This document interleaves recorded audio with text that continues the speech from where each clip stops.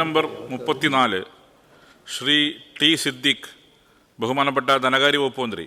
Minister answer table ചെയ്താൽ ചോദിക്കായിരുന്നു.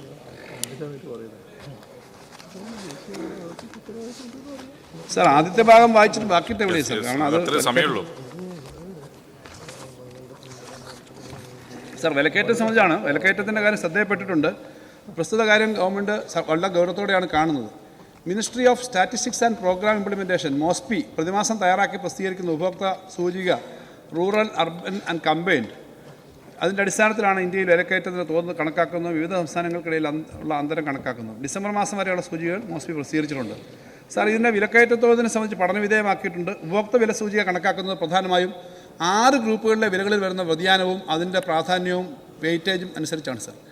അതൊന്ന് ഭക്ഷണവും പാനീയങ്ങളും, ഫുഡ് ആൻഡ് ബിവറേജസ്; 2 പാൻ, പുകയില, ലഹരി വസ്തുക്കൾ; 3 വസ്ത്രം; 4 ഇന്ധനവും വെളിച്ചെണ്ണയും; 5 വീട്; 6 മറ്റിനങ്ങൾ, മിസലേനിയസ് എന്നിവയാണ്. സാർ ഇവയിൽ ഭക്ഷണവും പാനീയങ്ങളും മറ്റിനങ്ങൾ എന്നീ 2 പ്രധാന ഗ്രൂപ്പുകളിൽ ഉൾപ്പെട്ട ഇനങ്ങളുടെ വിലയിലുള്ള വർധനമാണ് കഴിഞ്ഞ കുറച്ച് മാസമായി കേരളത്തിലെ വിലക്കയറ്റം കൂടാൻ പ്രധാന കാരണമെന്നാണ് സർക്കാർ കരുതുന്നത്. ഇതിനകത്ത് വെളിച്ചെണ്ണയ്ക്ക് വില കൂടിയ പ്രശ്നമുണ്ട്. വെളിച്ചെണ്ണയ്ക്ക് വില കൂടിയതിന് നമ്മൾ സബ്സിഡി ഉപയോഗിച്ച് തന്നെ വെളിച്ചെണ്ണ കൊടുക്കുന്നതിന് വേണ്ടിയിട്ടുള്ള ശ്രമം നമ്മുടെ പൊതുമേഖലയിൽ വന്നിട്ടുണ്ട്. വെളിച്ചെണ്ണയ്ക്ക് വില കൂടിയപ്പം കാർഷികോൽപ്പന്നത്തിന് വില കൂടി എന്നുള്ള കാര്യമുണ്ടെങ്കിലും വിലക്കയറ്റം വലിയ തോതിൽ ബാധിക്കാതെ തോന്നുന്നു. നമുക്ക് പാം ഓയിലും മറ്റു എണ്ണയല്ല, നമ്മുടെ വെളിച്ചെണ്ണയാണ് പ്രധാനമായിട്ട് എടുക്കുന്ന ബാസ്ക്കറ്റിനകത്ത് ഒരു കാര്യം എന്നുള്ളതുകൊണ്ടാണ് എല്ലാവരും കുക്കിങ്ങിന് അത് ഉപയോഗിക്കുന്നുള്ള വേറെ പ്രശ്നം. പക്ഷേ രണ്ടാമത്തെ കാര്യം, അത് നമ്മുടെ സമൂഹം അറിയാൻ വേണ്ടിയിട്ടാണ്. സ്വർണ്ണത്തോടുള്ള മലയാളിയുടെ പ്രയോഗമുണ്ട്. സ്വർണ്ണം ഈ ബാസ്ക്കറ്റിലുണ്ട് സാർ. നമ്മുടെ ഈ വിലക്കയറ്റം കണക്കാക്കുന്ന മിസലേനിയസ് ബാസ്ക്കറ്റിനകത്ത് സ്വർണ്ണമുണ്ട്. അപ്പോൾ ഉപഭോക്തൃ വില സൂചിക അഥവാ CPI കണക്കാക്കുമ്പോൾ സ്വർണ്ണത്തെയും വെള്ളിയെയും പലവക വിഭാഗത്തിൽ വ്യക്തിഗത പരിചരണം അഥവാ പേഴ്സണൽ കെയർ എന്ന ഗ്രൂപ്പിലാണ് ഉൾപ്പെടുത്തുന്നത്. സാധാരണക്കാരൻ്റെ പ്രതിമാസ ചെലവിൽ സ്വർണ്ണം ഉൾപ്പെടുന്ന പേഴ്സണൽ കെയർ വിഭാഗത്തിന് നൽകിയിട്ടുള്ള പ്രാധാന്യം അഥവാ വെയിറ്റേജ് കേരളത്തിൽ വളരെ കൂടുതലാണ്. ഇതാണ് ഇതിനകത്തെ പ്രധാന കാര്യം. ദേശീയ തലത്തിൽ ഈ വിഭാഗത്തിൻ്റെ വെയിറ്റേജ് ഏകദേശം 3.89% മാത്രമാണെങ്കിൽ കേരളത്തിലെ നഗരപ്രദേശങ്ങളിൽ ഇത് 6.57%, ഗ്രാമപ്രദേശങ്ങളിൽ 10.42%. അതായത് ദേശീയ ശരാശരിയേക്കാൾ 2 മുതൽ 3 ഇരട്ടി വരെ പ്രാധാന്യമാണ് കേരളത്തിൽ പണപ്പെരുപ്പ നിരക്കിൽ സ്വർണ്ണത്തിനുള്ളത്. സാർ ഇതിൻ്റെ ഫലമായി ആഗോള തലത്തിൽ സ്വർണ്ണവിലയിൽ ഉണ്ടാകുന്ന മാറ്റം കേരളത്തെ വളരെ രൂക്ഷമായി ബാധിക്കുന്നു. ഉദാഹരണത്തിന് സ്വർണ്ണവില 50% വർദ്ധിക്കുകയാണെങ്കിൽ ദേശീയ തലത്തിൽ അത് മൊത്തം പണപ്പെരുപ്പത്തിൻ്റെ 0.55%. ചെറിയ വർധനവ് മാത്രമേ അതുണ്ടാക്കൂ. എന്നാൽ കേരളത്തിലാണെങ്കിൽ ഗ്രാമപ്രദേശത്തിൽ ഇതേ സ്വർണ്ണവിലയുടെ വർധനവ് മൊത്തം പണപ്പെരുപ്പത്തിൽ 4.6% വർധനവ് ഉണ്ടാക്കും. നഗരത്തിലാണെങ്കിൽ ഇതിനേക്കാളും കൂടുതലുണ്ടാക്കും. ഈ തലത്തിൽ ആഗോള സ്വർണ്ണവില വർദ്ധിക്കുന്നതിൻ്റെ ഒരു പ്രശ്നം നമ്മുടെ ഈ മേഖലയെ ബാധിക്കുന്നുണ്ട് സാർ. ഇത് ഞാൻ ഈ സ്വർണ്ണത്തിൻ്റെ എടുത്തു പറഞ്ഞത്. സാധാരണ വിലക്കയറ്റം എന്ന് പറയുമ്പം നമ്മൾ പലർക്കും മറ്റു സാധനങ്ങൾ മേടിക്കുന്നതിൻ്റെയാണ്. അങ്ങനല്ല ഇതിൻ്റെ ബാസ്ക്കറ്റ് മോസ്പി കണക്കൂട്ടുന്നത് എന്നുള്ളത് നമ്മുടെ ജനങ്ങളും അറിയേണ്ടതാണ്. അതുകൊണ്ടാണ് ഈ സഭയിൽ ഈ കാര്യം പറഞ്ഞത്. അപ്പോൾ അത് വെച്ചിട്ട് കൂടിയാണ് നമ്മുടെ സ്വർണ്ണവിലയുടെ കാര്യം വരുന്നത്. 0.55 ആണ് ഓൾ ഇന്ത്യ ശരാശരി. കേരളത്തിൽ 6% ആണ് സാർ സ്വർണ്ണത്തിന്റെ വില.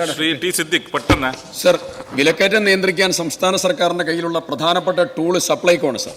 സർ, ഈ സപ്ലൈകോയ്ക്ക് സംസ്ഥാന സർക്കാർ നൽകാനുള്ളത് 2000 കോടിയോളം രൂപയാണ്. കേന്ദ്ര സർക്കാരും സമാനമായി 2000 കോടിയോളം. ബഡ്ജറ്റിൽ വകയിരുത്തുന്ന തുകയിൽ തീരെ നൽകാത്തതായിരിക്കുന്ന വളരെ പരിമിതമായി നൽകുന്ന സാഹചര്യമാണ്. എത്ര നൽകാനുണ്ട്? അത് നൽകാനുള്ള നടപടി സ്വീകരിക്കും? Yes minister. സാർ, സപ്ലൈകോയ്ക്ക് നൽകുന്ന തുകയിൽ വലിയ വർധനമാണ് സാർ വന്നേക്കുന്നത്. അത് വളരെ വിശദമായി അടുത്ത ദിവസം ബഡ്ജറ്റ് കണക്കുകളെല്ലാം വരുമെന്നുള്ളതുകൊണ്ട് ഞാൻ എൻ്റെ സമയം എടുത്ത് പറയുന്നില്ല. ചോദ്യത്തിൻ്റെ സമയം അവസാനിക്കുന്നു. വളരെ വലിയ തോതിലാണ് കൊടുക്കാനുള്ള പണത്തിന് സർക്കാർ തന്നെ ഗ്യാരണ്ടി കൊടുത്ത് പണം എടുത്ത് കൊടുത്തിട്ടാണ് പോകുന്നത്. അതുകൊണ്ട് ആ സപ്ലൈകോയെ ഏറ്റവും കൂടുതൽ സ്ട്രെങ്തൻ ചെയ്യുക എന്നുള്ളത് തന്നെ ആ സമീപനം. അതിനെയും കൂടുതൽ സ്ട്രെങ്തൻ ചെയ്യുകയും പണം കൊടുക്കുകയും ചെയ്യും സാർ. Second question. 2023 ബഡ്ജറ്റിൽ വിലക്കയറ്റം പിടിച്ചു നിർത്താൻ മാറ്റിവെച്ചതായിരിക്കുന്ന തുക 2000 കോടിയോളം രൂപയാണ്. പക്ഷെ അനുവദിച്ചതായി വളരെ ചെറിയതായിരിക്കുന്ന തുകയാണ്. ഈ തുകയിലുള്ളതായിരിക്കുന്ന അന്തരമാണ് ഇതിന്റെ ഒരു പ്രധാനപ്പെട്ട മെമ്പർ തെറ്റിദ്ധാരണ കൊണ്ടാണ് സാർ ആ ചോദ്യം ഉന്നയിക്കുന്നത്. നമ്മുടെ വില നിലവാരം പിടിച്ചു നിർത്തുന്നതിന് സപ്ലൈകോയ്ക്ക് ഒരൊറ്റത്തി മാത്രം കൊടുക്കുന്നതല്ല. നമ്മുടെ പൊതുവിതരണ സമ്പ്രദായം, നെല്ലെടുക്കുന്നത് സപ്ലൈകോ, ഇങ്ങനെ വിവിധ മേഖലയിൽ കൊടുക്കുന്നതാണ്. ആ 2000 കോടി പലപ്പോഴും വെക്കുന്ന അതിനേക്കാളും കൂടുതൽ തന്നെ ചിലവാക്കിയിട്ടുണ്ട്. അതുകൊണ്ട് തന്നെയാണ് കേരളത്തിൽ നെല്ല് ഉൽപ്പാദിപ്പിക്കുന്ന, അരി ഉണ്ടാക്കുന്ന ആന്ധ്രയെക്കാളും വില കുറച്ച് കേരളത്തിൽ പലപ്പോഴും മാർക്കറ്റിൽ അരി കിട്ടുന്നത് സാർ.